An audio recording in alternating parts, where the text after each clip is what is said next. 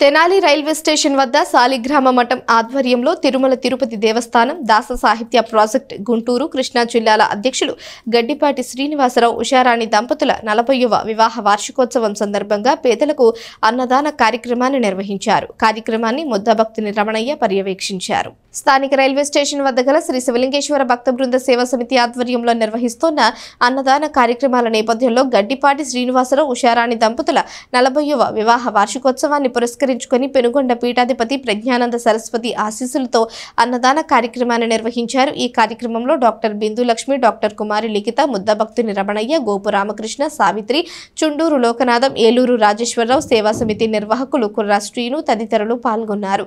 ఈ సందర్భంగా వివాహ మహోత్సవం జరుపుకుంటున్న దంపతులకు శుభాకాంక్షలు తెలిపారు.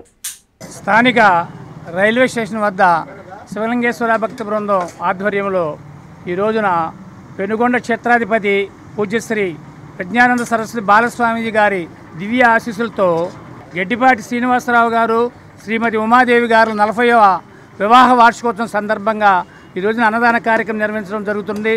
ఈ కార్యక్రమానికి డాక్టర్ బిందు లక్ష్మి, కుమారి లిఖిత సహకారంతో ఈ కార్యక్రమాన్ని కరిస్తున్నాము.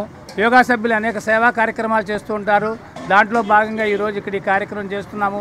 మానవ సేవే మాధవ సేవ అనే దృక్పథంతో కార్యక్రమాలు చేస్తున్నాము. వాసుదేవరావు గారి దంపతులకి పెళ్లి రోజు శుభాకాంక్షలు తెలియజేస్తున్నాము.